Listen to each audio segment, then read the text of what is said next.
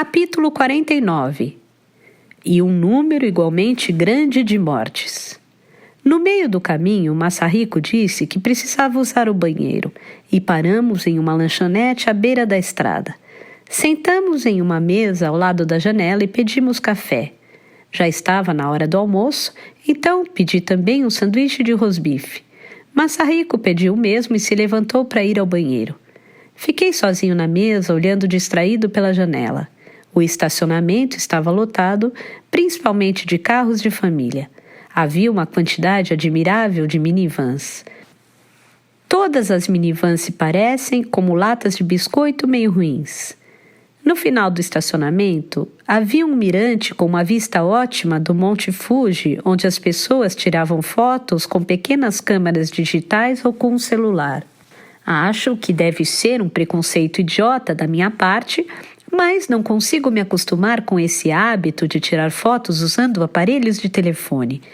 Menos ainda com as pessoas usando suas máquinas fotográficas para telefonar. Eu estava distraído à cena quando um Subaru Forester branco saiu da estrada e entrou no estacionamento. Eu não entendo muito de carros.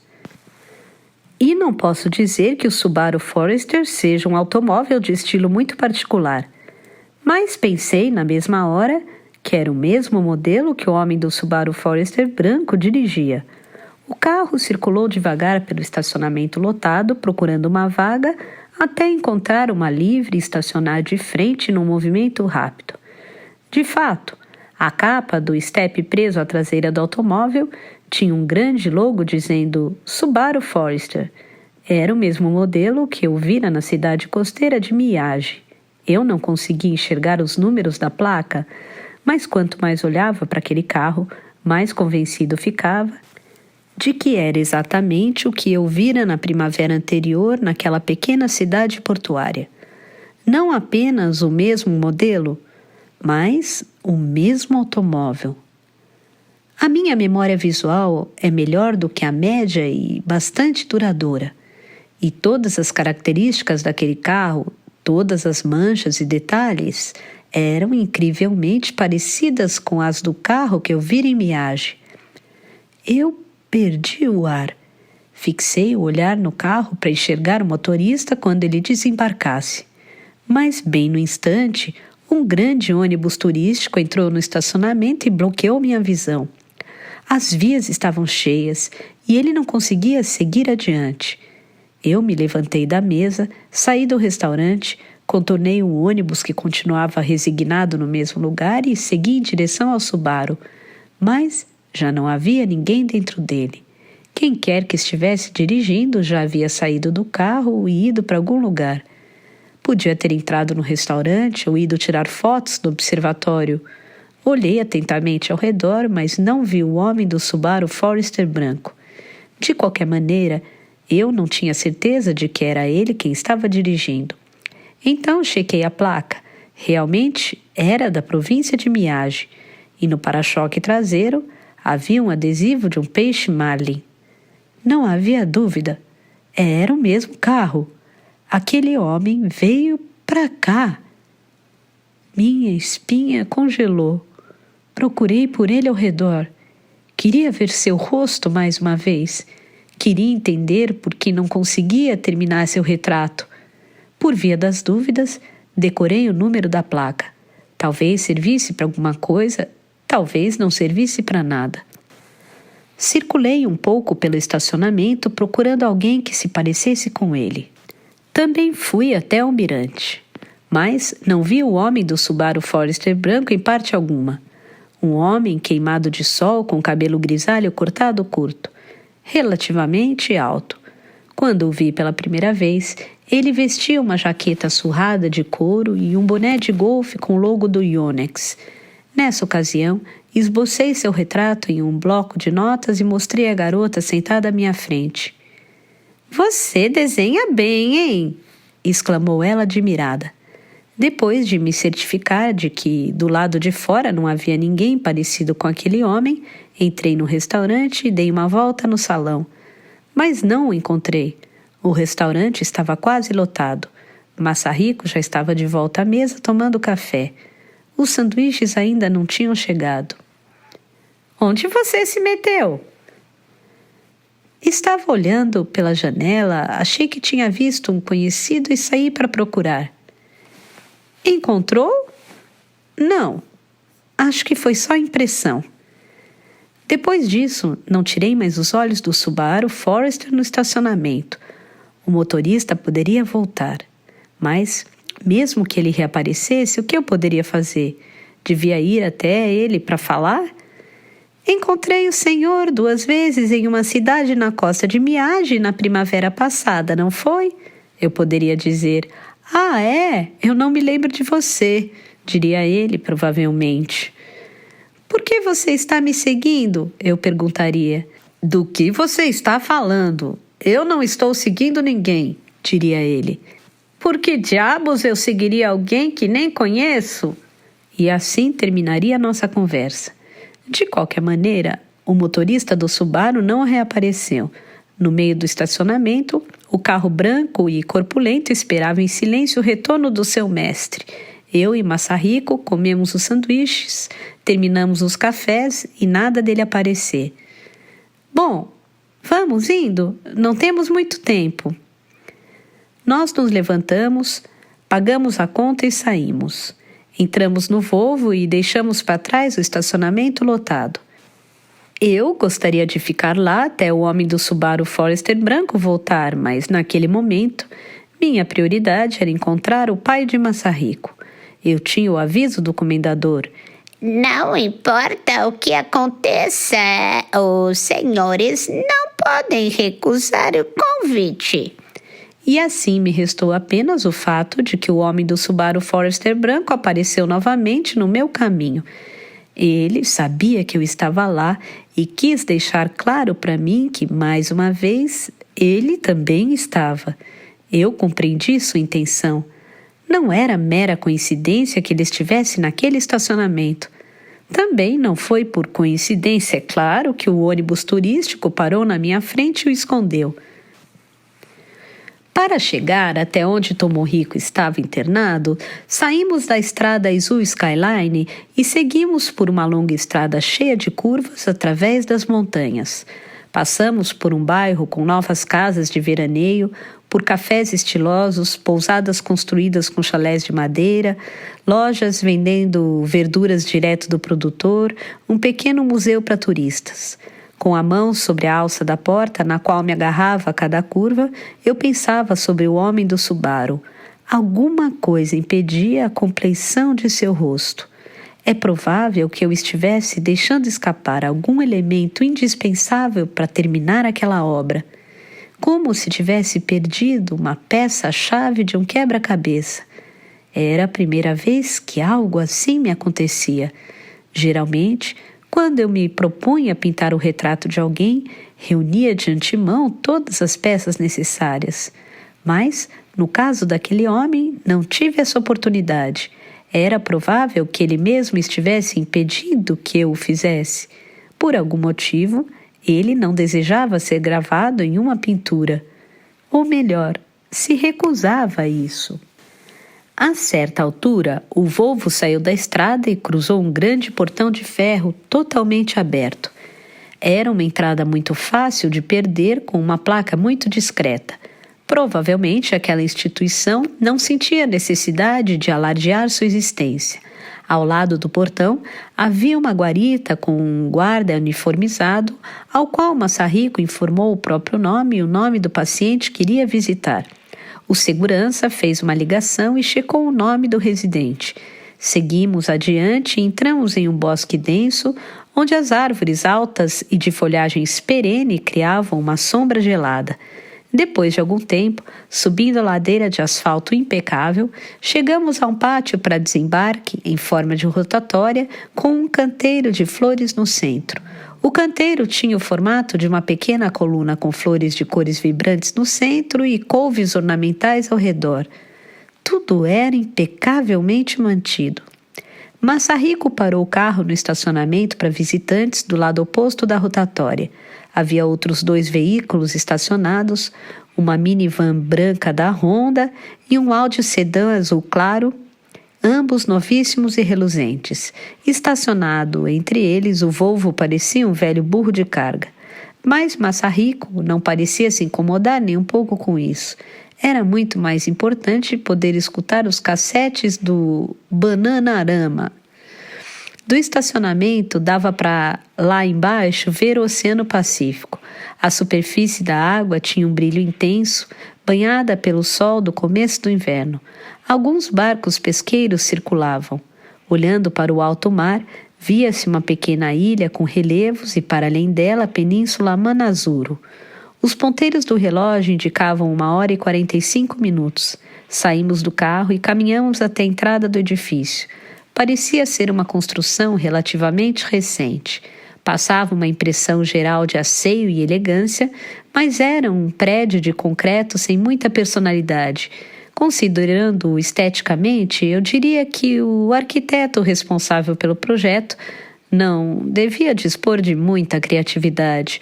Ou, quem sabe, foi o cliente que pediu um projeto muito conservador e simples, considerando a função do edifício. Era uma construção de 3 andares, quase perfeitamente quadrada, formada apenas por linhas retas. Uma só régua deve ter bastado para desenhá-lo.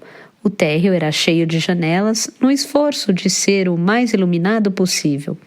Havia também um grande terraço que se projetava na diagonal com espreguiçadeiras. Mas já estávamos no outono, então, por mais agradável e ensolarado que estivesse o dia, ninguém tinha se animado a tomar banho de sol. Na cantina, cercada por paredes de vidro do chão ao teto, havia algumas pessoas, 5 ou 6, todas de idade avançada. 2 usavam cadeiras de roda. Não dava para saber o que estavam fazendo. Acho que assistiam à grande televisão presa à parede. Com certeza, não estavam dando cambalhotas. Massarico entrou pela porta principal do lobby e começou a conversar com a moça sentada na recepção. Era uma jovem bonita, de cabelos pretos, olhos redondos e um ar muito gentil. Vestia um uniforme com blazer azul marinho e tinha uma plaquinha de identificação presa ao peito. Os 2 pareciam se conhecer e falavam com naturalidade. Um pouco afastado, esperei que terminassem. No lobby havia um grande vaso com um arranjo profissional e luxuoso de flores frescas. Quando terminaram a conversa, Massarico escreveu seu nome na lista de visitantes sobre o balcão, checou o relógio e registrou o horário de entrada. Então se afastou da recepção e veio em minha direção. Parece que o estado geral do meu pai é estável. Ele estava tossindo muito desde cedo, com dificuldade para respirar, e eles ficaram preocupados, pois poderia progredir para uma pneumonia. Mas parece que a tosse acalmou há pouco e agora ele está dormindo profundamente. Vamos ver como ele está. Você não se importa se eu for junto? Imagina, venha vê-lo. Você não veio aqui para isso? Entrei no elevador junto com ele e subimos até o 3º andar. Como eu imaginava, o corredor em que saímos também era simples e de estilo conservador. A decoração era extremamente discreta. Apenas algumas pinturas a óleo pontuavam as longas paredes brancas como que por formalidade. Eram todas paisagens costeiras. Pareciam ser de uma série de um mesmo artista retratando trechos da mesma costa de ângulos distintos. Não eram obras de grande qualidade, mas o artista usara fartamente a tinta sem economias, então achei que tinha valor por opor certa resistência ao minimalismo irrefriado do prédio. O piso era recoberto por um linóleo brilhante, sobre o qual as solas de borracha dos meus sapatos faziam um barulho estridente. Uma senhorinha de cabelos brancos, em uma cadeira de rodas empurrada por um enfermeiro, veio pelo corredor em nossa direção. Ela olhava para frente, os olhos arregalados, e não desviou o olhar nem por um segundo, mesmo ao cruzar conosco, como se um sinal importantíssimo flutuasse no ar à sua frente e ela estivesse determinada a não perdê-lo de vista. Tomorrico ficava em um espaçoso quarto individual no final do corredor. Havia uma plaquinha na porta para o nome do paciente, mas estava em branco, provavelmente para proteger sua privacidade. Afinal, Tomorrico Amada era um homem famoso. O quarto era do tamanho de uma pequena suíte de hotel e, além da cama, tinha um conjunto básico de mobília de sala de estar. Sob a cama estava dobrada uma cadeira de rodas. Uma grande janela voltada para o sudeste se abria para o Pacífico. Era uma vista desobstruída impressionante. Em um hotel, a diária daquele quarto seria caríssima só pela vista. Não havia quadros nas paredes, apenas um espelho e um relógio redondo. Sobre a mesa, um vaso médio com um arranjo de flores roxas. Não havia nenhum cheiro no ar do quarto, nem o cheiro de um idoso doente, nem de remédios, nem de flores, nem das cortinas queimadas pelo sol, nada. Essa absoluta ausência de odores foi o que mais me marcou naquele quarto. Cheguei a pensar que havia algo errado com o meu olfato. Como era possível apagar desse jeito qualquer odor? Sobre a cama, bem próxima à janela, Tomohiko Amada dormia um sono profundo, totalmente alheio à paisagem excepcional ao seu lado. Estava deitado de barriga para cima, o rosto voltado para o teto e os 2 olhos bem cerrados. Longas sobrancelhas encobriam como dosséis naturais suas pálpebras idosas.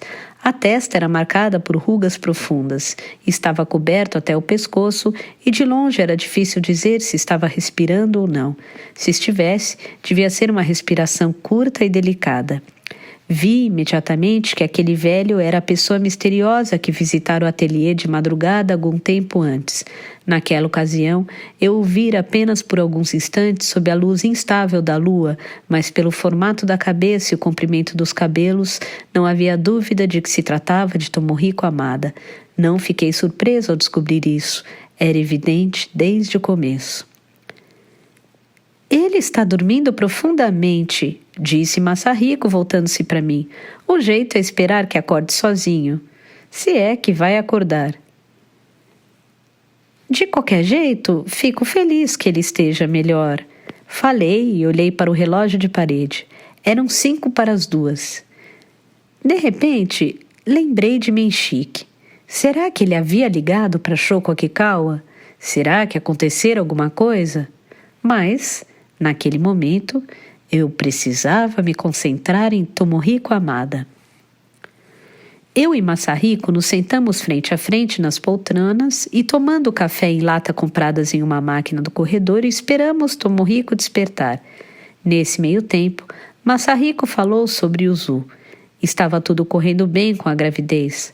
A data prevista para o parto era na primeira metade de janeiro. O seu belo namorado também aguardava a chegada da criança com ansiedade. O problema do ponto de vista dele é que ela não tem nenhuma intenção de se casar, disse Masahiko.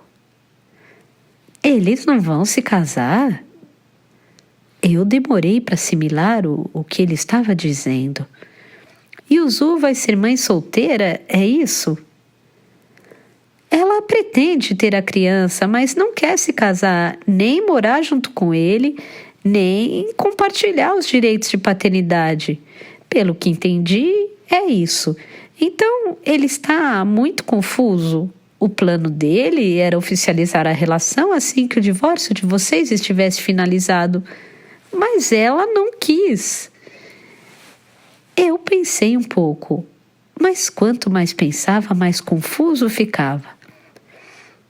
Eu não entendo. A Yuzu sempre disse que não queria filhos.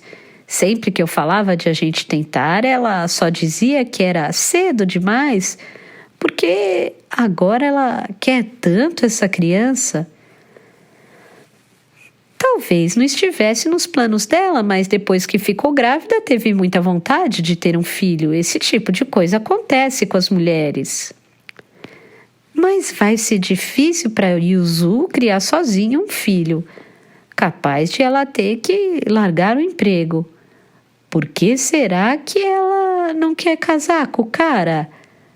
A criança é dele, não é? Ele também não sabe por quê. Achava que as coisas estavam indo muito bem entre eles, estava feliz em ser pai.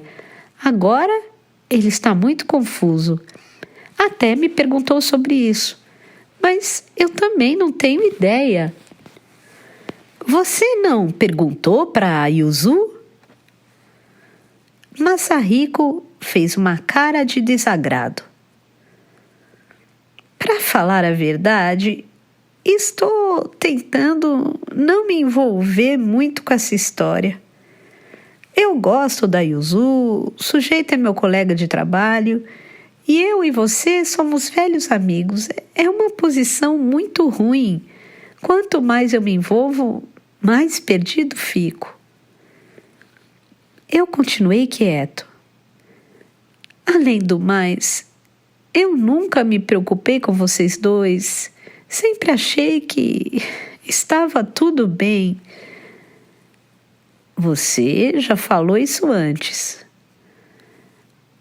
Posso estar me repetindo, mas é verdade. Depois disso, ficamos em silêncio por algum tempo, fitando o relógio na parede ou o mar que se estendia além da janela.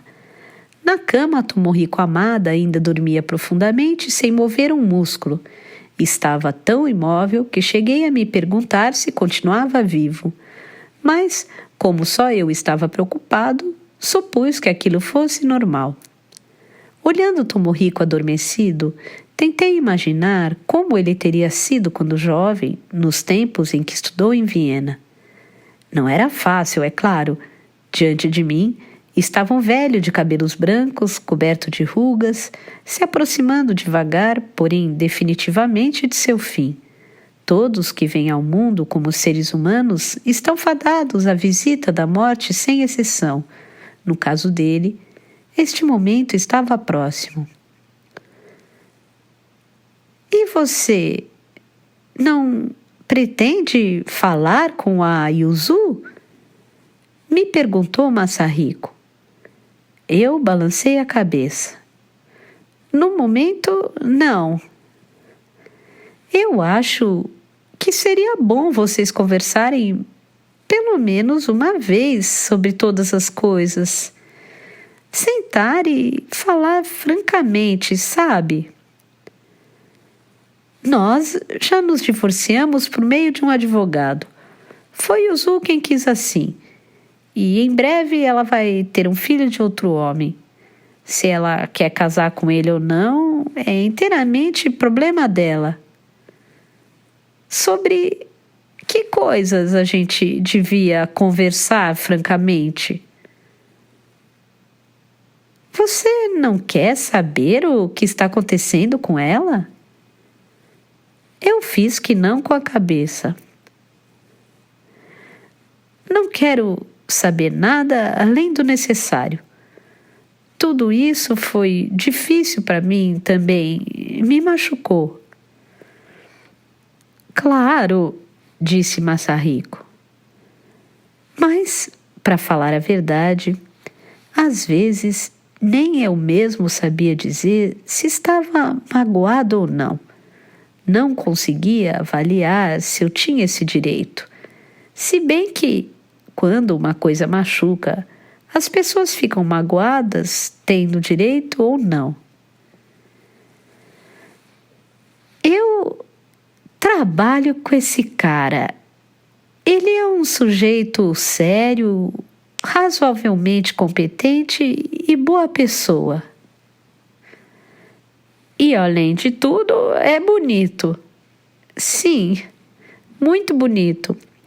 Faz muito sucesso com as mulheres, chega a dar inveja. Mas ele tem uma tendência que sempre deixou a gente intrigado. Eu não disse nada, esperei que ele continuasse. As mulheres com quem ele se relaciona, não dá para entender. Ele poderia sair com quem quisesse, mas sempre se apaixona por umas mulheres muito sem sentido. Não a Yuzu, acho que ela é a primeira decente que ele namora. Antes dela, todas eram terríveis. Não sei por quê. Relembrando, ele balançou de leve a cabeça. Há alguns anos, ele chegou quase a se casar. Já tinha reservado o salão, os convites estavam impressos, a lua de mel planejada. em Fiji ou algo assim. Ele já tinha pedido férias e até comprado as passagens. E a noiva, nossa, era feia demais. Quando ele me apresentou, eu levei um susto de tão sem graça que era. Claro que não dá para julgar uma pessoa só pela aparência, mas, pelo que vi, a personalidade dela também não era lá a grande coisa. Mas sabe Deus por quê? Ele estava perdido de amores. Não combinavam nem um pouco. Ninguém tinha coragem de dizer nada, mas todo mundo pensou a mesma coisa. E aí, logo antes da festa, ela desistiu de tudo. Do nada. Foi ela que o largou. Não sei se foi por sorte ou azar, mas ficou todo mundo chocado. Ele deu alguma explicação? Não sei. Fiquei com muita pena dele, nem consegui perguntar. Mas desconfio de que nem ele saiba o motivo. Ela só não quis mais casar com ele e foi embora. Deve ter tido alguma razão. Tá. E qual é seu ponto com essa história? Perguntei. O meu ponto é que talvez você e a Yuzu ainda tenham uma chance. Se você quiser, é claro. Capítulo 50. Para isso, será preciso fazer um sacrifício e passar por uma provação. Sim, os senhores não estão sozinhos. Ele estava sentado na poltrona de tecido onde Masahiko estivera pouco antes. Tinha as mesmas roupas de sempre, o penteado de sempre, a espada de sempre e a altura de sempre. Eu o encarei sem dizer nada. O amigo dos jovens senhores não voltará tão cedo. Essa ligação vai demorar. Então, os senhores podem ficar tranquilos e conversar à vontade com Tomohiko amada. Tem muitas perguntas a lhe fazer, não tem? Não sei se ele vai conseguir responder muita coisa mais. Foi você quem tirou Masahiko daqui? De maneira nenhuma. Os senhores superestimam minhas habilidades. Não sou capaz de tanto. É que um homem como ele, empregado em uma empresa séria, tem muito a fazer.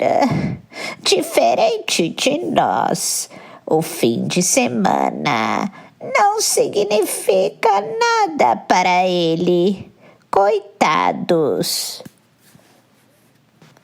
Você nos acompanhou o caminho todo? Quer dizer, veio no nosso carro? O comendador balançou a cabeça.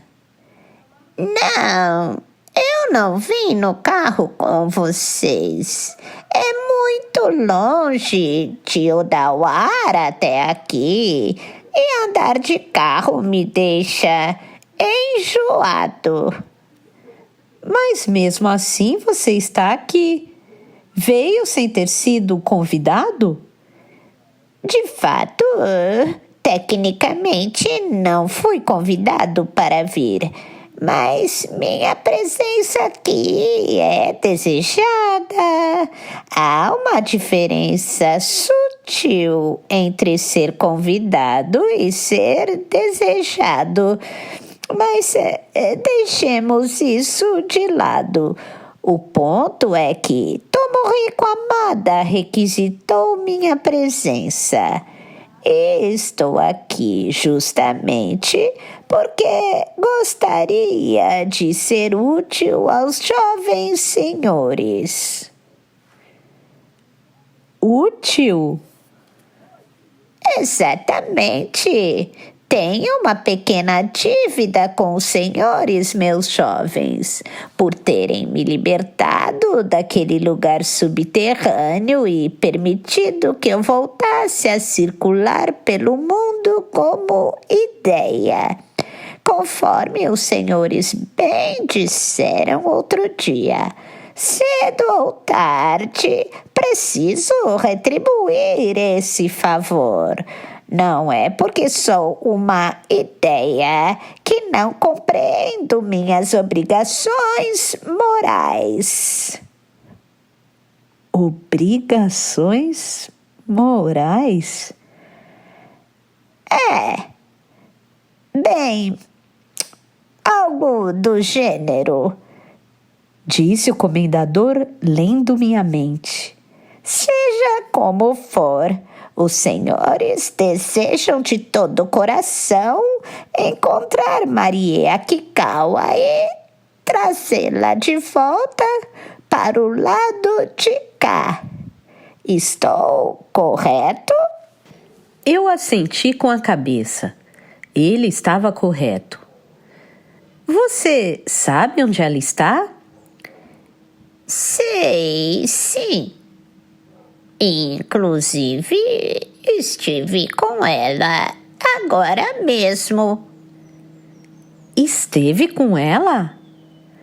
Até conversamos um pouco. Tá, então me fala onde ela está. Eu sei, mas não posso lhes dizer. Não pode dizer? Eu não tenho esse direito. Mas você disse agora mesmo que está aqui porque quer me ajudar? É verdade, eu disse. E ainda assim não pode me contar onde está Marie? O comendador balançou a cabeça. Não é meu papel. É uma pena. Admito. Então, de quem é esse papel? O comendador estendeu o indicador da mão direita em minha direção. Dos senhores. Os senhores é que irão contar a si mesmos. É a única maneira de descobrir o paradeiro de Marie Akikawa. Eu mesmo vou me contar? Mas não tenho a menor ideia de onde ela está.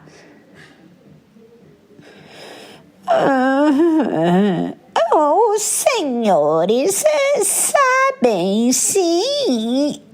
Apenas não sabem que sabem. Esta conversa está dando voltas. Não está dando voltas. Uma hora os senhores vão entender. Mas em outro lugar, não aqui. Só me diga uma coisa.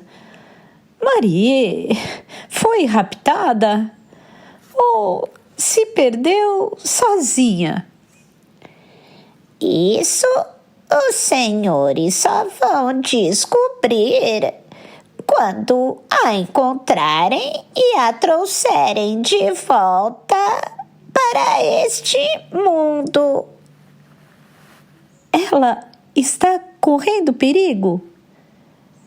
avaliar se algo é perigoso ou não. É função das pessoas, não das ideias. Porém, se pretendem trazer aquela jovem de volta, acho que devem encontrar o caminho sem demora. Encontrar o caminho? De que caminho ele estava falando? Encarei o comendador. Tudo aquilo soava como uma charada, se é que havia uma resposta correta. Tá, então, o que veio fazer de útil aqui? O que posso fazer é enviar os senhores ao local onde vão encontrar a si mesmos. Mas não será fácil. Para isso será preciso, no mínimo, um sacrifício e uma provação bastante árdua. Mas especificamente, a ideia fará o sacrifício e os senhores passarão pela provação. Estão de acordo mesmo assim? Eu não conseguia compreender o que ele queria dizer. Mas o que eu devo fazer concretamente? É bem simples.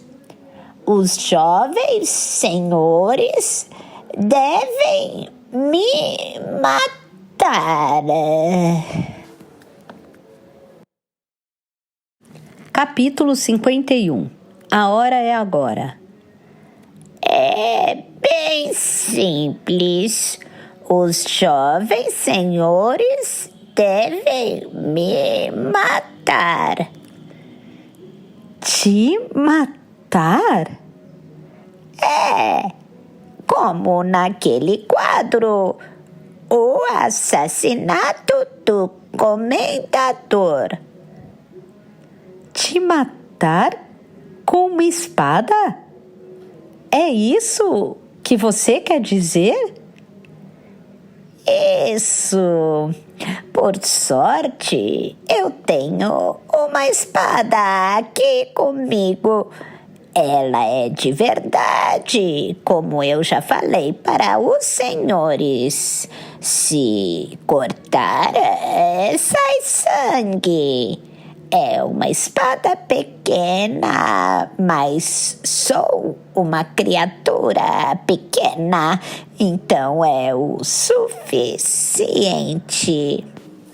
Parado ao pé da cama, encarei o comendador. Queria falar alguma coisa, mas não me ocorreu nada razoável. Só fiquei ali plantado em silêncio. Tomorrico Amada continuava imóvel sobre a cama, olhando na direção do comendador, mas eu não sabia se seus olhos registravam aquela figura. O comendador consegue escolher quem o vê. Finalmente, consegui abrir a boca e perguntei: quer dizer que, se eu te assassinar com essa espada, vou descobrir onde está Marie Kikawa? Não, para ser preciso, primeiro os senhores me matam, acabam comigo, e então será desencadeada uma série de eventos que os levará até Marie Kikawa. Eu me esforcei para compreender o que ele estava dizendo. Mas, seja lá qual for essa série de eventos, o que garante que eles vão acontecer como você prevê? Pode ser que eu te mate e no fim as coisas não corram conforme esperado. Então você terá morrido em vão. O comendador ergueu uma sobrancelha e me encarou. Seu jeito de levantar a sobrancelha lembrava muito Lee Marvin no filme A Queima-Roupa. Mas imagino que o comendador não tenha visto esse filme. De fato, os senhores têm razão. Não há garantia de que os eventos vão se encadear direitinho. Talvez minha hipótese esteja baseada em mera suposição, uma conjectura. Talvez sejam muitos talvez. Porém, não há outra maneira. Não podemos nos dar ao luxo de escolher. Caso eu o mate, isso quer dizer que você vai estar morto para mim? Que você irá desaparecer eternamente da minha vida? Precisamente. A ideia que eu sou para os senhores irá se extinguir para sempre. Para uma ideia, será uma morte dentre inúmeras. Entretanto, não deixa de ser uma morte independente. Não há risco de um mundo ficar diferente se eu matar uma ideia? Deve ficar sim, disse o comendador, erguendo mais uma vez a sobrancelha à la Lee Marvin. Afinal, se houvesse um mundo no qual uma ideia fosse aniquilada sem causar mudança alguma, que sentido teria este mundo? Qual sentido teria essa ideia? E você acha que mesmo que isso vá causar alguma transformação no mundo, eu devo matá-lo? Os jovens senhores me libertaram daquele buraco e agora devem me matar. Se os senhores falharem nessa tarefa, o círculo não se fechará. O círculo que foi aberto deve ser fechado. Não há outra opção. Dei uma olhada em Tomorrico Amada deitado na cama. Ele parecia fitar diretamente a poltrona onde o comendador estava sentado. O senhor Amada consegue ver que você está aqui? Sim, acho que está começando a enxergar pouco a pouco. Nossas vozes também devem estar começando a penetrar seus ouvidos. Logo, ele deve captar o sentido do que dizemos, recrutando para tanto toda a força e a capacidade de raciocínio que lhe restam. O que ele quis retratar naquele quadro, o assassinato do comendador? Isso não é uma pergunta para mim, mas para o próprio artista. Aproveitem esta oportunidade. Eu sentei novamente na poltrona e, de frente para o velho deitado sobre a cama, comecei a falar. Tomorrico, eu encontrei o quadro que o senhor escondeu no sótão. Estava escondido, não estava? Pela maneira como foi embrulhado, acredito que o senhor não queria que ninguém visse aquela obra. Mas abri o pacote. Talvez isso desagrade ao senhor, Mas a curiosidade foi mais forte. E desde que descobri essa pintura extraordinária, o assassinato do comendador, não consegui mais tirar os olhos dela. É um quadro incrível. Deveria ser uma de suas obras mais famosas. Por enquanto, sou a única pessoa que sabe de sua existência. Não a mostrei nem mesmo a Masahiko. A única outra pessoa que a viu foi Marie Akikawa, uma menina de 13 anos. E desde ontem, ela está desaparecida. A esta altura, o comendador ergueu a mão e me conteve. É melhor fazer uma pausa. A consciência que ele tem agora é limitada. Não cabe muita coisa de uma vez. Eu me calei e fiquei observando o estado de Tomohiko. Não conseguia avaliar o quanto havia penetrado sua mente. Seu rosto continuava inexpressivo. Porém, examinando seus olhos, vi no fundo deles o mesmo brilho de antes. Era como o reluzir de uma lâmina afiada dentro de uma fonte d'água profunda. Eu continuei pausadamente. A questão é: com que propósito o senhor pintou aquele quadro? Ele é muito diferente em tema, composição e estilo das outras pinturas Nihonga que o senhor fez. E sinto que registra alguma mensagem profundamente pessoal. O que ele quer dizer, afinal? Quem está matando quem? Quem é o comendador? Quem é Dom Giovanni, o assassino? E aquele homem esquisito, de cara comprida e barbuda, que apareceu num buraco no canto esquerdo da tela, quem é? Mais uma vez, o comendador ergueu a mão e me interrompeu. Eu me calei. Basta de perguntas.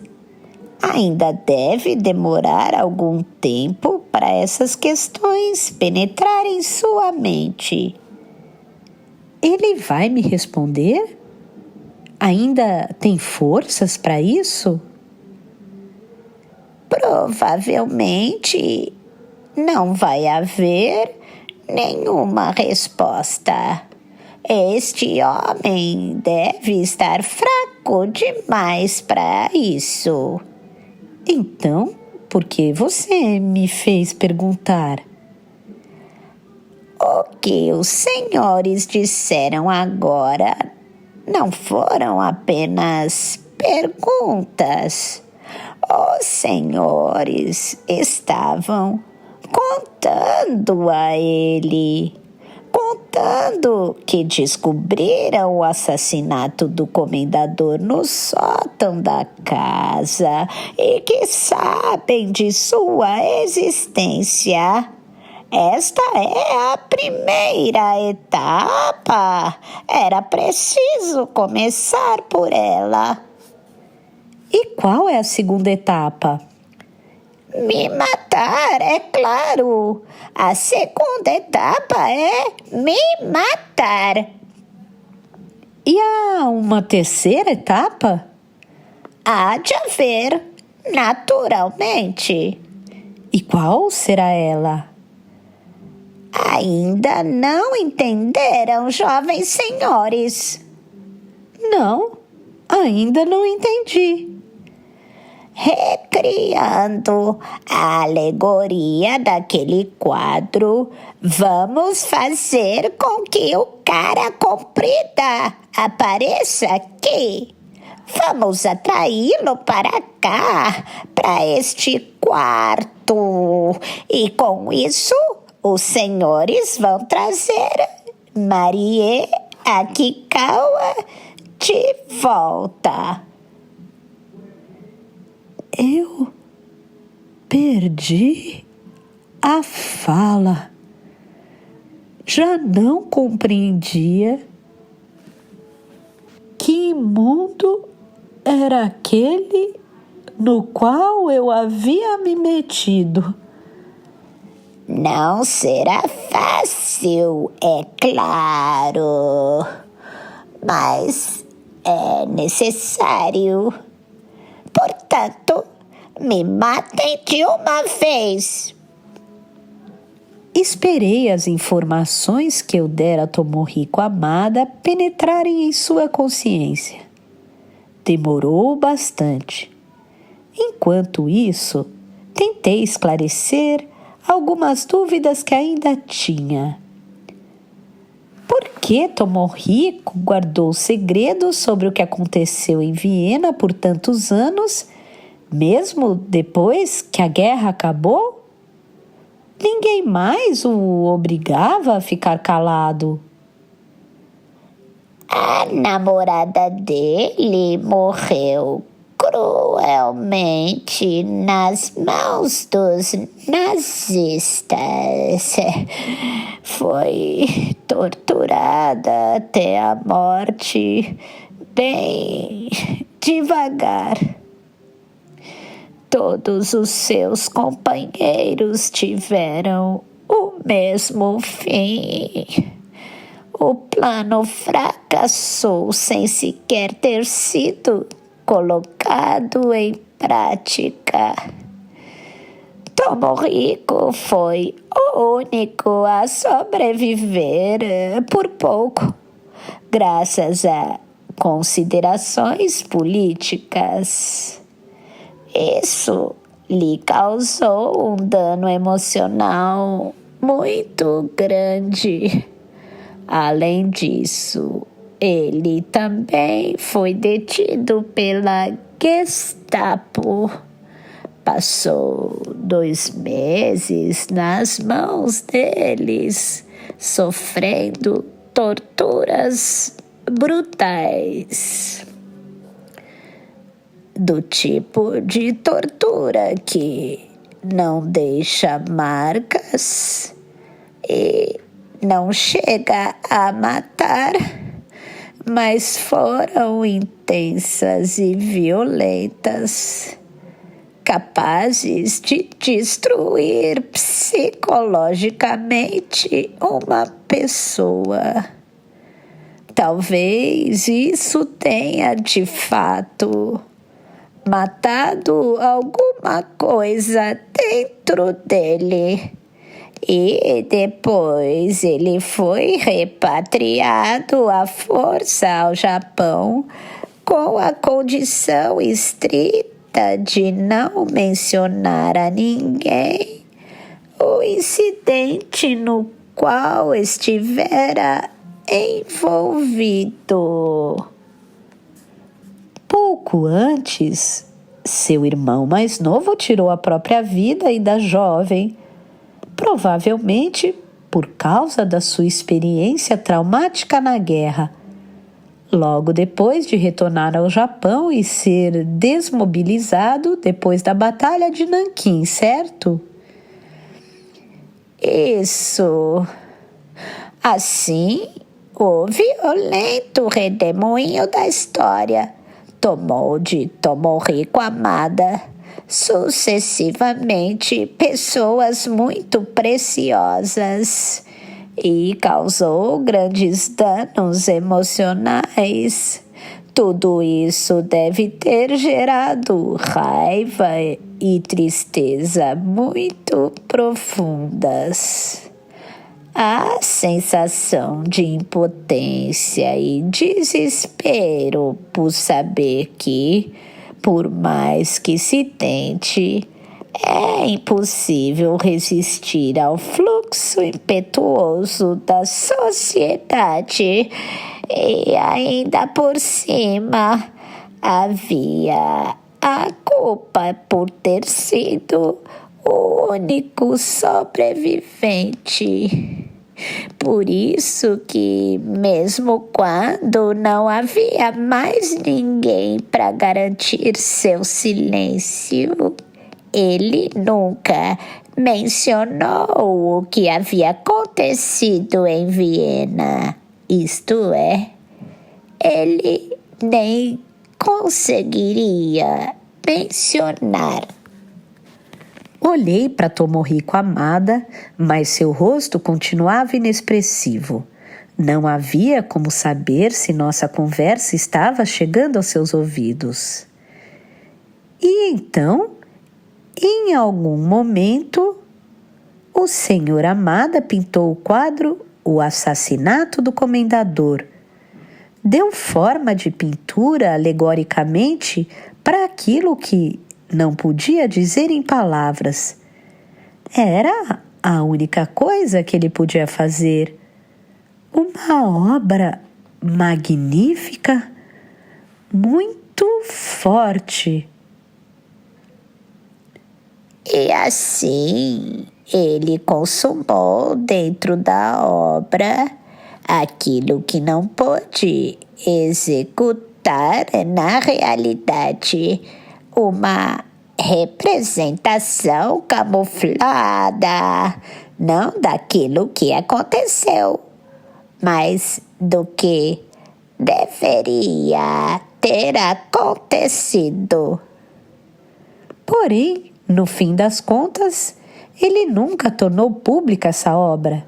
Em vez disso, a escondeu em um canto do sótão, cuidadosamente embrulhada, pois, mesmo representado de forma alegórica, este evento ainda era intenso demais para ele. É isso? Precisamente. É um quadro destilado de pura essência de sua alma. Então, certo dia, os jovens senhores o descobriram. Ou seja, o fato de eu ter exposto essa obra à luz do dia foi o começo de tudo. Foi isso que abriu o círculo, como você diz.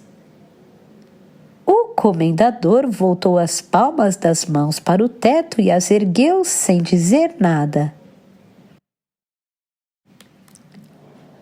Pouco depois, o rosto de Tomohiko Hamada começou a enrubescer. Eu e o comendador observamos com atenção as mudanças. Acompanhando esse rubor, o brilho enigmático que se escondia no fundo de seus olhos também foi aflorando e se aproximando da superfície. Pouco a pouco, como um mergulhador que esteve por muito tempo no fundo do mar e vem à tona devagar, adaptando o corpo à pressão da água. O véu que encobria suas retinas também se dissipou lentamente, até que seus olhos estavam abertos e atentos. À minha frente, não havia mais um velho frágil e à beira da morte. Seu olhar transbordava a ânsia de permanecer neste mundo até o último segundo possível. Ele reuniu todas as forças que lhe restam. Está fazendo tudo o que pode para recuperar ao máximo a consciência. Entretanto, fazendo isso, ele também volta a sentir a dor. Seu corpo tem produzido substâncias especiais para suprimir a agonia física. É graças a essas substâncias que as pessoas podem morrer em paz sem muito sofrimento. Porém, junto com sua consciência, esse sofrimento também voltará. Ainda assim, ele está se esforçando ao máximo, pois há algo que ele precisa fazer aqui neste momento, mesmo que seja preciso se submeter a uma grande agonia. Como se quisesse confirmar as palavras do comendador, uma expressão de angústia foi preenchendo o rosto de Tomohiko Hamada. Ele percebia que seu corpo, violado e carcomido pela velhice, estava prestes a deixar de funcionar e que nada poderia ser feito para impedir. O sistema que sustentava sua vida ia alcançar seu limite. Era uma cena dolorosa de assistir. Talvez eu devesse tê-lo deixado em paz, mergulhado na névoa da inconsciência para morrer uma morte tranquila e sem dor. Todavia, foi o próprio Tomohiko Amada quem tomou essa decisão, disse o comendador, lendo meus pensamentos. Sinto por ele, mas é necessário. Masahiko não vai voltar? Perguntei. O comendador moveu discretamente a cabeça. Não tão cedo. Está em uma ligação de trabalho muito importante. Essas coisas tomam muito tempo. Os olhos de Tomohiko Amada estavam arregalados. Antes escondidos no fundo das órbitas enrugadas, agora se projetavam adiante como alguém que se debruça sobre o parapeito de uma janela.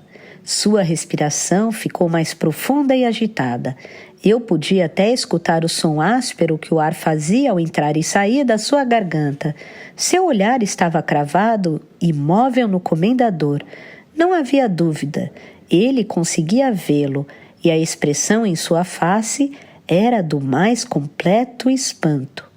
Tomohiko não conseguia acreditar no que os seus olhos lhe mostravam.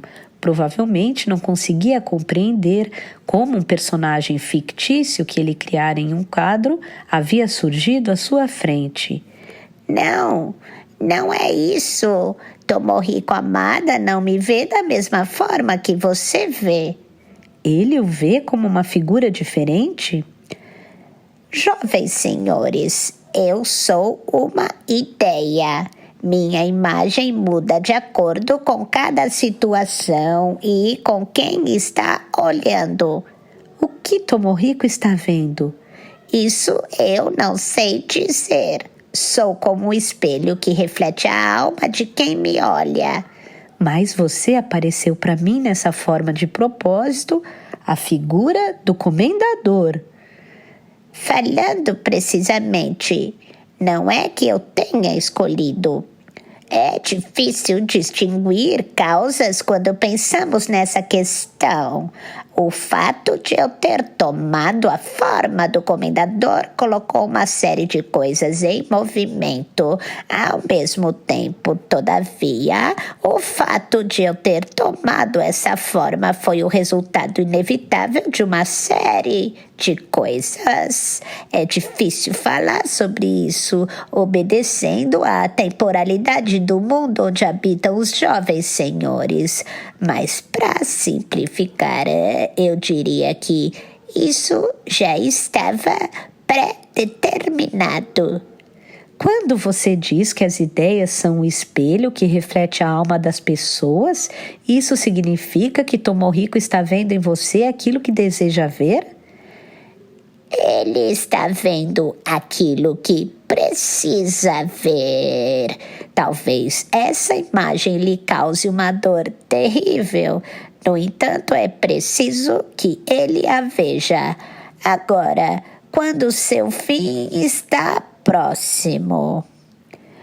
Voltei os olhos mais uma vez para o rosto de Tomohiko Amada. Percebi que um ódio violento começava a se misturar ao seu espanto e também um sofrimento quase insuportável. Não era apenas o sofrimento físico que retornara junto com sua consciência. Era uma agonia do espírito. Ele extraiu as últimas gotas de força que lhe restavam, apesar da dor, para descobrir quem sou eu. Está tentando voltar a ser o jovem de 20 anos que foi um dia. Agora o rosto de Tomohiko estava absolutamente vermelho. Seu sangue quente voltara a circular. Os lábios secos e finos tremiam. A respiração era um arquejo violento. Os dedos longos e enrugados agarravam desesperadamente os lençóis. Bom, Agora os senhores devem me matar. Não hesitem. Aproveitem enquanto ele ainda está consciente. É melhor agirem logo, pois não imagino que isso vá durar por muito tempo. O comendador desembaiou com destreza a espada que trazia à cintura. Sua lâmina de cerca de 20 centímetros brilhou afiadíssima. Podia ser pequena, mas era uma arma capaz de tirar a vida de uma pessoa. Me matem com isso. Vamos recriar aqui a cena de o assassinato do comendador. Vamos rápido, não há tempo a perder. Eu olhava do comendador para Tomohiko Amada e de novo para o comendador sem conseguir me decidir. Tudo o que eu conseguia compreender era que Tomohiko desejava intensamente alguma coisa e que a determinação do comendador era inabalável. Apenas eu permaneci indeciso no meio de ambos. Meus ouvidos escutaram o som das asas da coruja e o guizo da madrugada. Tudo estava conectado. Sim, tudo está conectado e os jovens senhores não têm como escapar desses laços. Então, criem coragem e me matem. Não há por que sentir culpa. Tomohiko Amada quer que você faça isso. Assim os senhores podem salvá-lo. Podem fazer acontecer neste quarto o que deveria ter acontecido. A hora é agora. Os jovens senhores são a única esperança de redenção para ele no último suspiro. Eu me levantei e caminhei em direção à poltrona onde o comendador estava sentado. Peguei a espada que ele tirara da cintura. Não sabia mais julgar o que era correto e o que não era. Em um mundo onde não existe espaço e tempo, não é possível distinguir uma coisa de seu oposto, antes e depois, em cima ou embaixo. Nesse mundo, eu sentia que já não era eu. Eu estava me distanciando de mim mesmo. Quando peguei a espada, me dei conta de que seu punho era pequeno demais para as minhas mãos. Era uma espada em miniatura, feita para ser manejada por uma pessoa muito pequena. Por mais afiada que fosse a lâmina, com um punho tão diminuto seria impossível assassinar o comendador. Senti certo alívio ao perceber isso. Essa espada é pequena demais. Não consigo usar. É mesmo? Então não tem jeito. Vamos ter que nos afastar um pouco mais da cena original e usar outra coisa. Outra coisa? O comendador apontou uma cômoda pequena no canto do quarto. Dê uma olhada na primeira gaveta. Eu fui até a cômoda e abri a primeira gaveta. Deve ter uma faca de cortar peixe aí dentro. De fato, sobre as toalhas de rosto cuidadosamente dobradas havia uma faca de cozinha. Era a faca de peixe que Masahiko Amada levara para minha casa para preparar o pargo. Tinha uma lâmina sólida de cerca de 20 centímetros, amolada com muito cuidado. Masahiko sempre mantinha seus utensílios com primor. Pronto!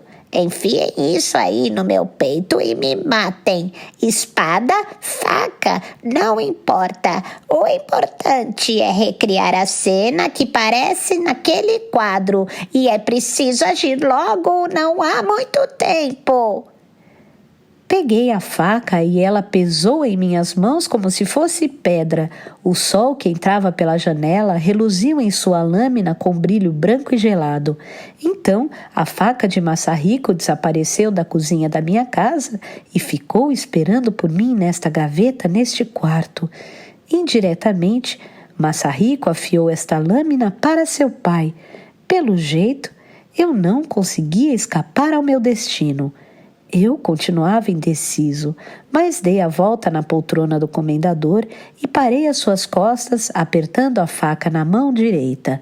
Deitado na cama, Tomohiko Amada nos encarava com os olhos arregalados. Parecia alguém prestes a testemunhar em primeira mão um grande acontecimento histórico. Sua boca estava aberta, revelando os dentes manchados de amarelo e a língua esbranquiçada que se movia devagar como se quisesse formar alguma palavra. Mas essa palavra, provavelmente, não chegaria aos ouvidos de ninguém.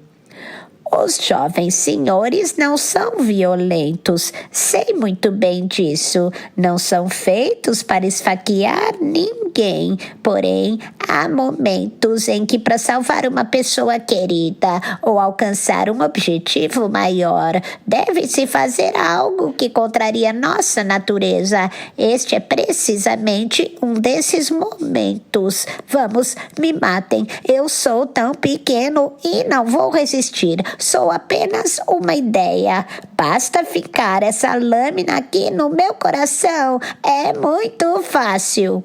O comendador apontou um dedo diminuto para o próprio coração. Pensar nesse órgão sempre me fazia lembrar do coração de minha irmã. Eu me lembro claramente de que quando ela fizera uma cirurgia cardíaca no hospital universitário, de quão complexo e difícil for o procedimento. Não é fácil tentar salvar um coração defeituoso, requer vários especialistas e muito sangue, mas destruir um coração é muito fácil. Ficar pensando sobre essas coisas não adianta nada. Para trazer Maria Kikawa de volta, os senhores precisam fazer isso, mesmo que não queiram. Acreditem no que estou dizendo. Deixem de lado as emoções, ignorem sua consciência, mas não fechem os olhos. Fiquem de olhos bem abertos. Eu ergui a faca por trás do comendador, porém fui incapaz de desferir o golpe. Para uma ideia, aquela poderia ser apenas uma morte entre mil, mas isso não mudava o fato de que eu estaria tomando uma vida real que tinha diante dos olhos. Não era igual aos assassinatos que um superior obrigara Tsuhihiko Amada a cometer em Nanquim? Não é a mesma coisa. Neste caso, eu quero que os senhores façam isso. Eu desejo ser morto. É uma morte para o renascimento. Vamos, tome coragem. Feche o círculo. Fechei os olhos com força e me lembrei de quando enforquei aquela mulher no hotel em Miyagi. Aquilo fora apenas uma encenação, é claro. Eu enforcara a mulher a pedido dela sem muita força, num grau que não a mataria. Mas, no fim das contas, não consegui continuar por tanto tempo quanto ela queria. Se tivesse continuado, talvez acabasse matando-a. Na cama daquele motel, eu me deparei dentro de mim com uma ira profunda que nunca havia sentido antes. Ela se agitava em meu peito como um redemoinho negro de lama ensanguentada e estava próxima da verdadeira morte. Eu sei muito bem onde você estava e o que estava fazendo, disse o homem. Vamos, acabe logo com isso. Os jovens senhores conseguirão fazê-lo. Não sou eu quem os senhores vão matar. É seu pai perverso. Vão assassiná-lo e dar seu sangue para a terra beber. Meu pai perverso? Quem poderia ser meu pai perverso? Quem é para os senhores o pai perverso? Ecoou o comendador lendo minha mente. Creio que cruzaram com ele há pouco, não foi? Não é para você me pintar, disse o homem. E de dentro de um espelho escuro, apontou o dedo em riste em minha direção, ferindo meu peito com a extremidade afiada de uma lâmina. Ao sentir essa dor, eu cerrei por reflexo meu coração. Então, abri os olhos bem abertos, expulsei todos os pensamentos, como Dom Giovanni em O Assassinato do Comendador. Contive todas as emoções, apaguei qualquer expressão do rosto e desrasguei a faca num ímpeto. Sua ponta afiada penetrou de uma só vez o peito do comendador bem onde ele apontara. Senti a resistência firme da carne viva. O comendador não esboçou absolutamente nenhuma oposição, com exceção de suas pequenas mãos que se agitaram tentando agarrar o vazio. Ele permaneceu imóvel. O corpo que ele habitava, no entanto, recrutou a força de todos os músculos para tentar escapar à ameaça de morte. O comendador podia ser uma ideia, mas seu corpo não era. Era um corpo de carne e osso, usado por essa ideia, e não estava disposto a aceitar passivamente seu fim. O corpo tem uma lógica própria.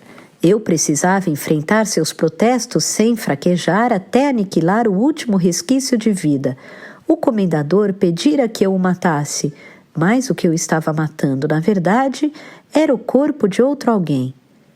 Eu queria correr para longe daquele quarto e largar tudo para trás, mas as palavras do comendador ressoaram nos meus ouvidos.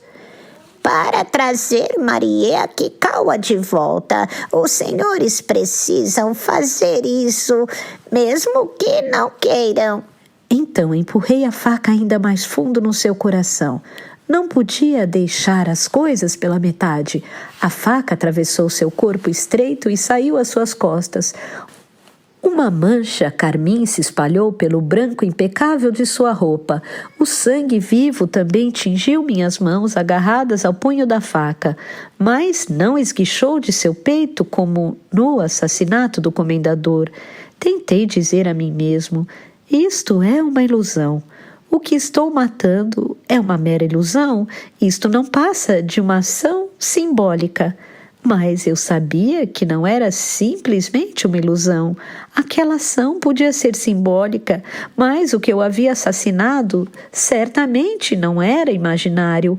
Era, sem dúvida alguma, uma criatura viva de carne e osso. Para uma personagem criado pelo pincel de Tomohiko Hamada, de irrisórios 60 centímetros de altura, tinha uma força vital surpreendente. A lâmina da minha faca cortou sua pele, partiu várias costelas, transpassou seu pequeno coração e alcançou o encosto da poltrona às suas costas. Aquilo jamais poderia ser uma ilusão. Com os olhos ainda mais arregalados, Tomohiko Hamada estava fascinado pela cena à sua frente. Eu assassinando o comendador. Não era isso. Para ele, minha vítima não era o comendador. Quem seria? O oficial nazista que ele planejara assassinar em Viena? O jovem segundo-tenente que obrigava seu irmão a decapitar 3 prisioneiros chineses em Nanquim? Ou alguma outra coisa, um mal mais primordial que dera origem a tudo isso? Eu não sabia, é claro, não conseguia ler em seu rosto nenhuma emoção. Durante todo esse tempo, Tomohiko não fechara a boca nem mover os lábios. Apenas sua língua pesada continuava o esforço vão de dar forma a alguma palavra. Finalmente, os braços e pescoço do comendador relaxaram. A força abandonou todo o seu corpo e, como uma marionete cujas cordas foram cortadas, ele se desfez em uma pilha frouxa. Minha faca continuava atravessada em seu peito. Tudo dentro do quarto se imobilizou naquela composição. A cena agora era um quadro congelado. Ficou assim por muito tempo. A primeira coisa a se mover foi Tomohiko. Quando o comendador desfaleceu e seu corpo colapsou, o velho também pareceu esgotar as forças para focar sua mente. Como se declarasse ter visto o que precisava ver, ele expirou profundamente e cerrou as pálpebras. Elas desceram lentas e pesadas como uma persiana. A boca permaneceu aberta, mas não se via mais sua língua espessa, só os dentes amarelos e desalinhados, como a cerca de uma casa abandonada. A expressão de agonia deixou seu rosto. Tomohiko não sofria mais. Sua face mostrava uma tranquilidade pacífica. Acho que retornou ao crepúsculo, onde não havia consciência nem sofrimento. Fiquei feliz por ele. Só então relaxei os músculos das mãos e arranquei a faca do corpo do comendador. O sangue espirrou com força do ferimento, como em O Assassinato do Comendador. Sem o suporte da faca, ele desabou no assento da poltrona. Tinha os olhos arregalados e a boca retorcida pela dor. Os pequenos dedos das duas mãos se esticavam no vazio. Sua vida se esvaíra por completo. O sangue formava uma poça escura no chão a seus pés. Uma quantidade espantosa para um corpo tão pequeno. E assim o comendador, a ideia que tomara a forma do comendador, encontrou seu fim. Tomohiko Hamada estava mais uma vez mergulhado em um sono profundo. Agora, a única pessoa consciente naquele quarto era eu, parado ao lado do corpo do comendador, apertando na mão direita a faca ensanguentada de Masahiko. O único ruído audível deveria ser o som entrecortado da minha respiração. Deveria, mas meus ouvidos captaram algum outro movimento estranho. Não sei dizer se ouvi ou senti esse movimento. Escute com atenção, disse o comendador. Eu escutei. Tem alguma coisa dentro deste quarto. Eu podia ouvir algo se movendo. Paralisado como uma estátua, ainda segurando a faca ensanguentada, esquadrinhei a sala buscando a origem do som. E então vi, com o canto dos olhos, que havia alguém no pedaço mais distante do quarto. Era o Cara Comprida. O assassinato do comendador atraiu o Cara Comprida para este mundo. Capítulo 52. Um homem usando uma touca cor de laranja. Vi ali a mesma cena retratada por Tomohiko Hamada no canto inferior esquerdo de O Assassinato do Comendador. O Cara Comprida, com a cabeça para fora de um buraco no chão do quarto, segurando com uma das mãos a tampa aberta e observando discretamente os acontecimentos. Tinha os cabelos longos e desgrenhados e uma farta barba negra cobrindo boa parte do seu rosto, longo e fino, como uma berinjela curva. O queixo era saliente, os olhos estranhamente redondos, o nariz pequeno e achatado. Apenas seus lábios se destacavam, coloridos e brilhantes, como uma fruta. Ele era pequeno, mas proporcional.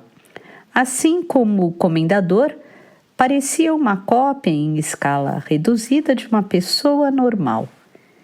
Diferente do Cara Comprida retratado no quadro, ele tinha no rosto uma expressão de assombro e fitava atônito o cadáver do comendador, com a boca entreaberta de quem não acredita no que está vendo.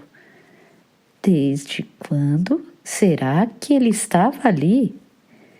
Eu estava tão focado em tirar a vida do comendador e observar as reações de Tomohiko Hamada que nem percebi que havia um homem no canto do quarto, mas imaginei que esse sujeito esquisito havia testemunhado tudo do começo ao fim, pois era justamente isso o que o quadro O Assassinato do Comendador retratava.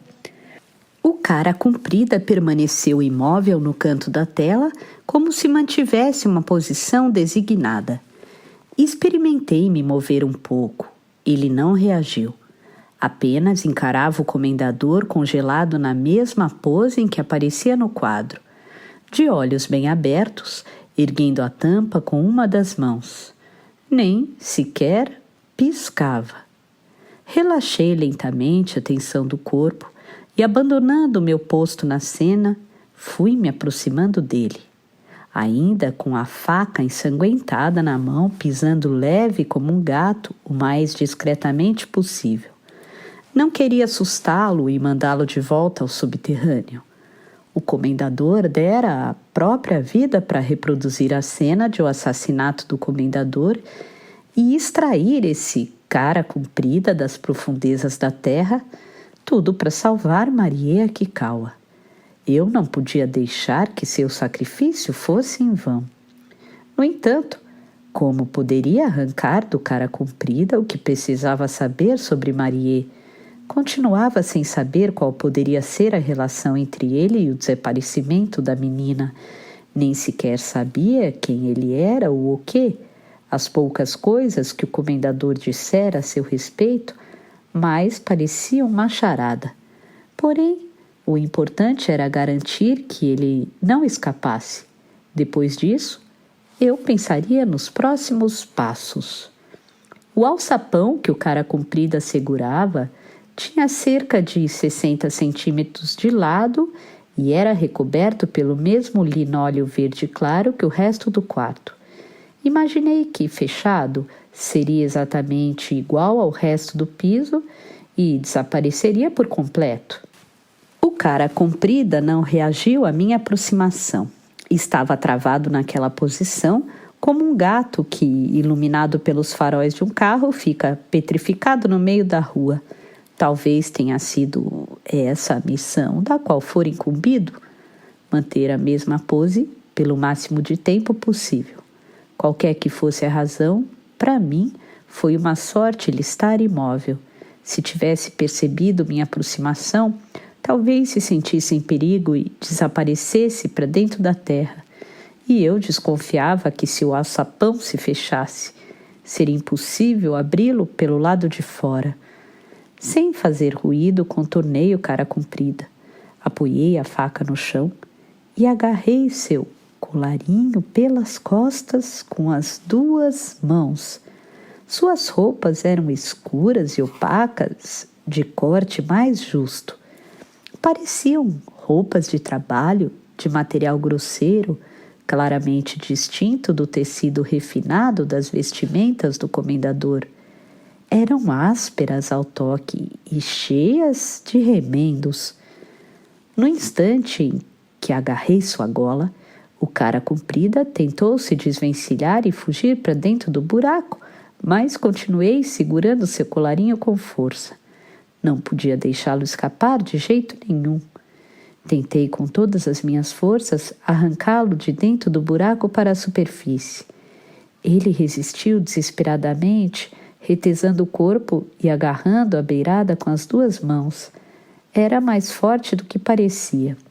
Chegou a tentar morder minhas mãos. Sem opções, bati sua cabeça alongada contra a beirada da abertura. E de novo com mais força. Na segunda pancada, ele desmaiou e seu corpo amoleceu inteiro. Assim consegui finalmente tirá-lo de dentro do buraco e trazê-lo para a claridade. O cara comprida era um pouco mais alto que o comendador. Tinha uns 70 ou 80 centímetros. Suas roupas eram muito práticas, do tipo que um agricultor usaria para trabalhar no campo ou um empregado para varrer o quintal. Um blusão rígido e grosso e calças largas presas nos tornozelos. Não usava sapatos. Devia viver sempre descalço, pois as solas de seus pés eram espessas, calejadas e encardidas. O cabelo era comprido e não devia ser lavado nem penteado há bastante tempo. Metade de seu rosto era coberto pela densa barba negra e outra metade era pálida e de aspecto doentio. Nada nele parecia muito limpo, mas estranhamente ele não tinha cheiro algum. O que eu pude inferir pela sua aparência foi que, se o comendador era membro da classe nobre de seu tempo, este era um humilde homem do povo. Quer dizer, talvez fosse apenas a forma como Tomohiko Amada imaginava um homem do povo no período Azuka. Seja como for, aquele não era o momento para reflexões históricas. Minha tarefa agora era obter daquele homem esquisito alguma informação que me levasse a Marie. Deitei o cara comprida de bruços, peguei o cinto de um roupão de banho que estava perto e amarrei suas mãos atrás das costas. Então arrastei seu corpo inerte até o meio do quarto. Como seria de esperar pela sua altura, ele não era muito pesado. Tinha o peso de um cachorro de porte médio. Em seguida, peguei a faixa de tecido que prendia a cortina e a usei para amarrar um dos pés dele ao pé da cama. Assim, ele não conseguiria fugir para dentro do buraco quando recobrasse a consciência. Amarrado e largado no chão com o corpo banhado pelo sol claro da tarde, o cara comprida era uma figura patética, digna de pena. O ar de mistério que tinha ao espiar pelo buraco com seus olhos brilhantes desaparecera completamente. Vendo de perto com atenção, não parecia ser mau nem sinistro. Também não parecia nada esperto.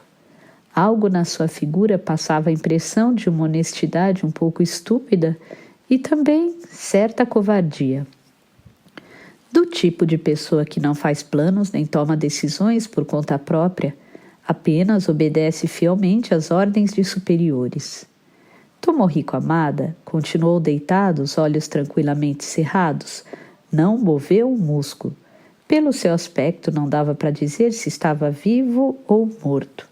Aproximei a orelha de sua boca e apenas alguns centímetros. Com atenção, pude ouvir o som de sua respiração, bem fraco como um mar distante. Aproximei a orelha de sua boca a apenas alguns centímetros. Com atenção, pude ouvir o som de sua respiração, bem fraco como um mar distante. Ele ainda não tinha morrido. Estava apenas submerso em um coma profundo. Fiquei aliviado, pois não queria que ele se fosse justo quando Masahiko não estava. Tomohiko tinha uma expressão muito mais tranquila do que antes, quase satisfeita. Ao ver o comendador ou outra pessoa que ele queria que fosse assassinada morrer, talvez ele tenha realizado algum antigo desejo. O comendador permanecia na mesma posição, tombado sobre a poltrona de tecido. Tinha os olhos arregalados e a pequena língua enrolada na boca entreaberta. Seu coração continuava sangrando, mas com menos ímpeto. Experimentei erguer seu braço direito. Estava mole e inerte. Ainda restava certo calor em sua pele, mas pude sentir o frio que se aproximava. Pensei que gostaria de acomodar seu corpo com cuidado em um caixão do tamanho certo. Um caixão diminuto feito para crianças pequenas. Poderia colocá-lo para repousar num buraco atrás do santuário onde ninguém o incomodaria. Entretanto, naquele momento, tudo que eu pude fazer por ele foi cerrar delicadamente suas pálpebras. Eu me sentei na poltrona e esperei que o cara comprida, estirado no chão, voltasse a si. Lá fora, o enorme Oceano Pacífico reluzia sob o sol intenso. Os barcos pesqueiros continuavam a trabalhar. Um avião prateado cortou o céu rumo ao sul, a fuselagem polida brilhando. Tinha uma longa antena na traseira e 4 hélices. Um avião de patrulha antissubmarino das Forças Marítimas da Autodefesa, vindo da base aérea de Atsugi. Era uma tarde de sábado e as pessoas faziam silenciosamente suas tarefas habituais.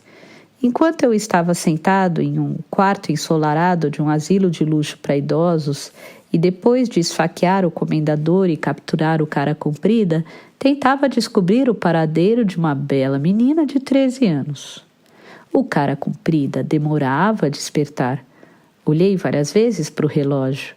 O que Masahiko pensaria se voltasse agora?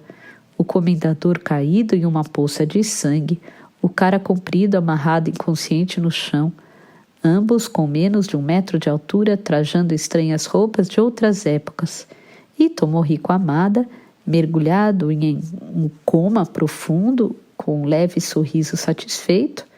Pelo menos era o que me parecia. Nos lábios. Em um canto do piso, um buraco quadrado aberto no chão.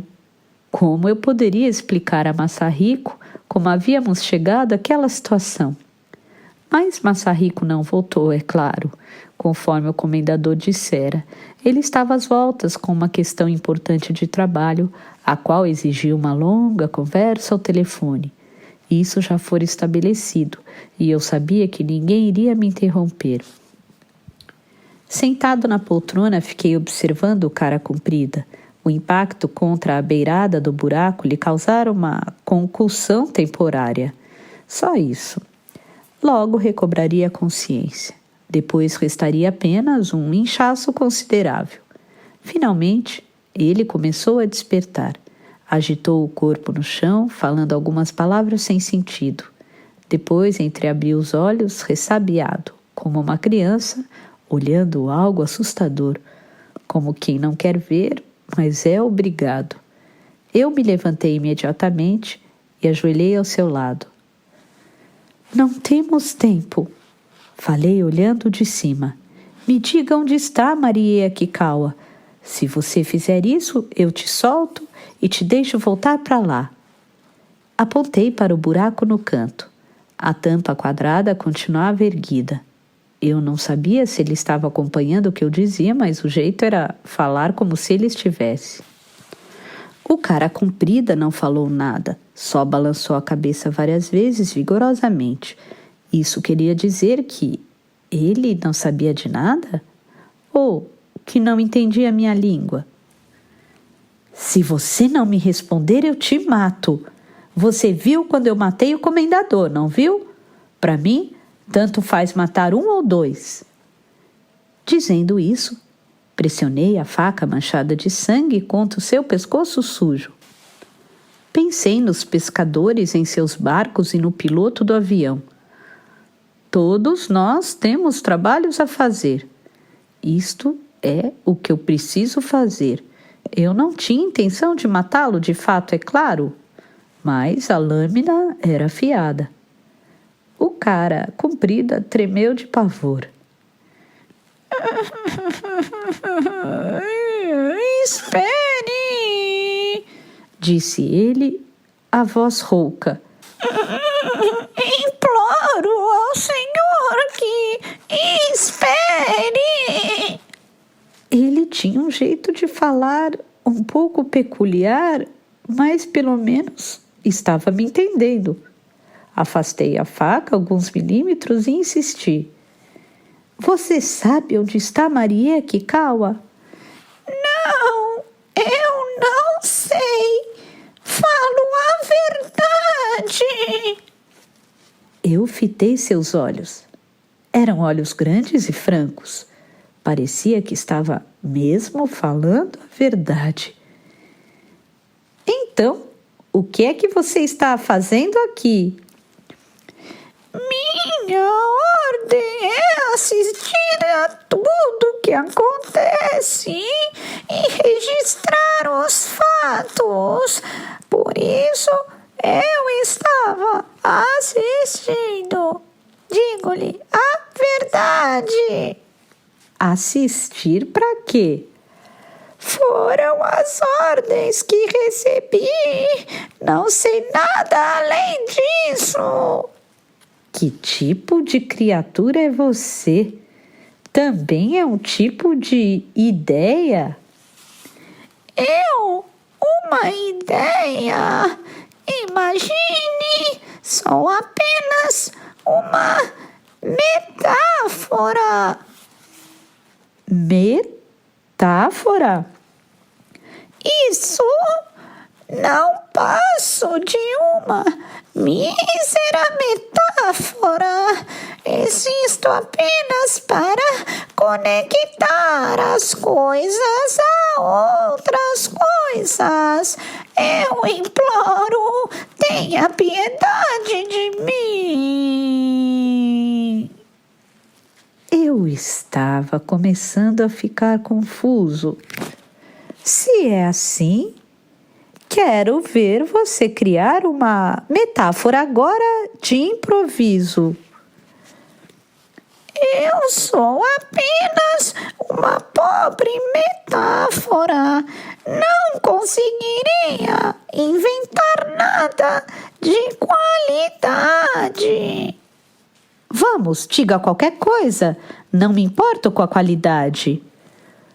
O cara comprida pensou durante um tempo e por fim disse: Ele chamava muito a atenção, como um homem usando uma touca cor de laranja no trem lotado de manhã.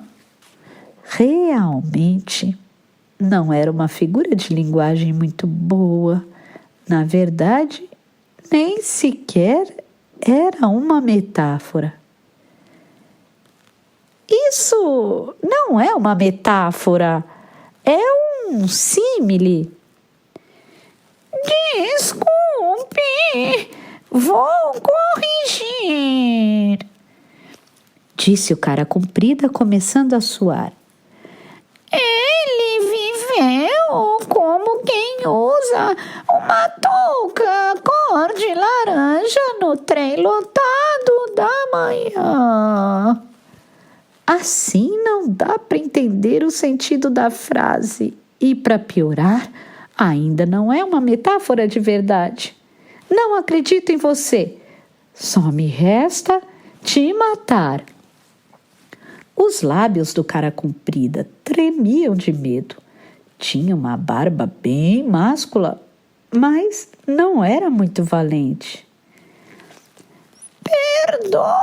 Perdoe-me, eu ainda sou aprendiz. Não consigo pensar em nada muito refinado, mas tenha piedade, sou uma autêntica metáfora, juro. Então, quem é seu superior? Quem o chefia? Não tenho chefe. Talvez exista algum, mas nunca vi.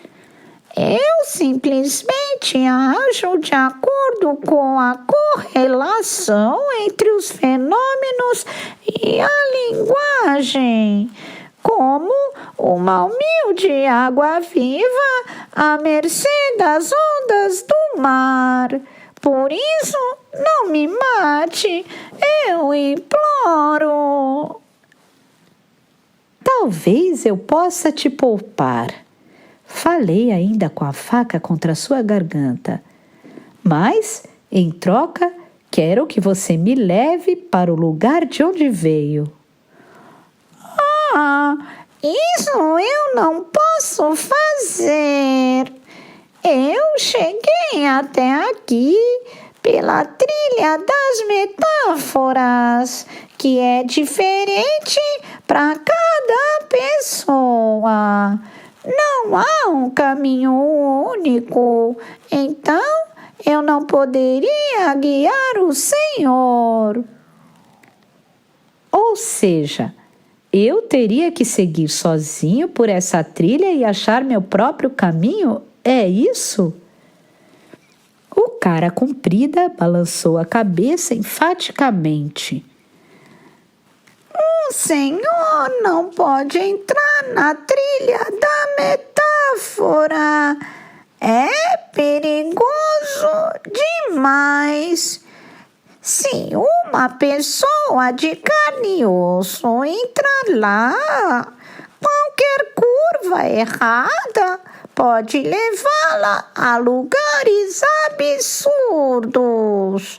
Além disso, há muitas duplas metáforas à espreita. Duplas?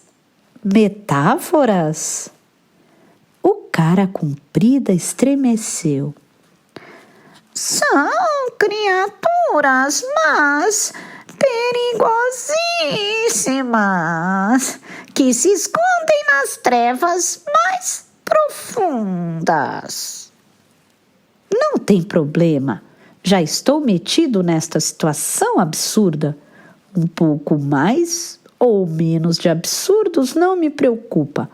Matei o comendador com minhas próprias mãos. Não posso deixar que sua morte seja em vão. Então, Não me resta escolha.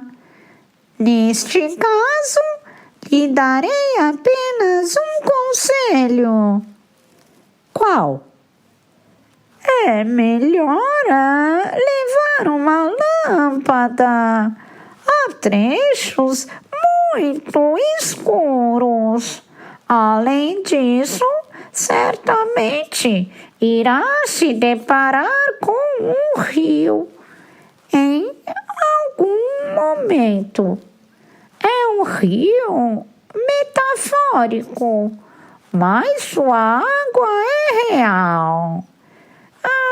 É gelado, rápido e profundo.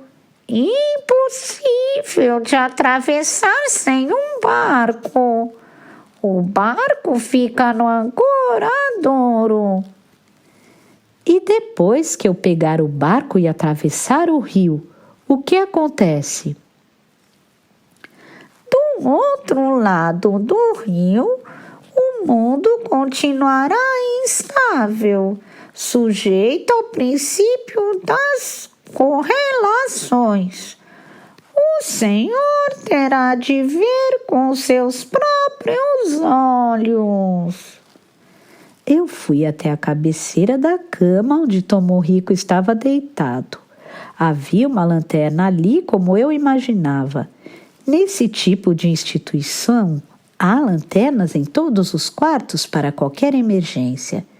Liguei para testar e ela acendeu. A pilha estava boa. Peguei a lanterna, vesti o casaco de couro que havia deixado na poltrona e me dirigi para o buraco no canto do quarto. Por favor, solte essas amarras. Eu não posso ficar aqui desse jeito. Se você é uma metáfora de verdade, consegue escapar dessas cordas num instante. Afinal, conceitos, ideias e afins conseguem se mover no espaço livremente, não é? Não, o senhor está me superestimando. Não possuo esse tipo de habilidade extraordinária. Apenas metáforas superiores. A mim poderiam ser chamadas de conceitos ou ideias. As que usam toucas cor de laranja? O cara comprida pareceu chateado. Não zombe de mim, eu lhe peço. Eu também tenho sentimentos. Hesitei um pouco, mas acabei decidindo desamarrar suas mãos e pés. Demorou, pois os nós estavam bem apertados. Não parecia ser um sujeito de todo mal. Quando você conversava com ele, ele não sabia onde estava Marie, mas foi bastante solícito com as informações de que dispunha. Provavelmente não tentaria me atrapalhar ou me fazer mal se eu o desamarrasse. Além disso, eu não podia deixá-lo ali daquele jeito. Se alguém o visse, seria muito complicado. Ainda sentado no chão, ele esfregou as pequenas mãos nos punhos e tornozelos marcados. Depois tocou a testa. Devia estar com um galo. Muito obrigado. Assim eu consigo voltar para o meu mundo. Vá na frente, falei apontando para o buraco no canto. Eu o seguirei. Então, com licença. Só não se esqueça de fechar muito bem o alçapão, eu lhe peço. Senão pode acontecer de alguém tropeçar e cair lá dentro. Ou entrar por curiosidade. Se isso acontecer, serei responsabilizado. Pode deixar. Depois de entrar, me certificarei de que está fechado. O cara comprida foi quase correndo até o buraco e começou a descer. Então colocou apenas a cabeça e os ombros para fora. Seus grandes olhos se moveram rápido com um brilho estranho. Exatamente como cara comprida pintado no quadro O Assassinato do Comendador. Vá com cuidado. Espero que o senhor consiga encontrar essa tal moça que está procurando. É Comiche o nome dela? Não, não é Comiche. Falei, sentindo um arrepio frio percorrer minhas costas. Minha garganta ressecou e por alguns segundos não consegui mais falar. Não é Comiche, é Marie Kikawa. O que você sabe sobre Comiche? Não sei de nada. Acudiu o cara comprida. Esse nome apareceu na minha pobre cabeça metafórica. Foi apenas um engano. Me perdoe. Então ele desapareceu de repente para dentro do buraco, como uma fumaça que se dispersa ao vento. Fiquei ali parado por algum tempo, segurando a lanterna de plástico. Comiche, por que o nome da minha irmã aparecer agora naquela situação? Será que Comiche tinha alguma coisa a ver com aquela série de acontecimentos? Mas eu não tinha tempo para refletir sobre essa questão. Coloquei os pés no buraco e acendi a lanterna. O chão lá embaixo era escuro e parecia ser uma ladeira suave. Pensando bem, aquilo era bem esquisito. Estávamos no 3º andar do asilo, então abaixo do piso deveria estar o 2º andar. Mas aquela trilha se estendia a perder de vista, além de onde a luz da minha lanterna alcançava. Entrei por inteiro no buraco e fechei o alçapão com cuidado. E então tudo ficou absolutamente escuro. Naquela escuridão interminável, eu não conseguia nem contar com meus 5 sentidos. Como se as informações que meu corpo enviava tivessem sido desconectadas da minha mente. Era uma sensação muito estranha, como se eu tivesse deixado de ser eu mesmo. Mas mesmo assim, eu precisava ir em frente. Os senhores devem me matar e encontrar a Marie Kikawa, disse o comendador. Ele fez o sacrifício? Eu devo passar pela aprovação.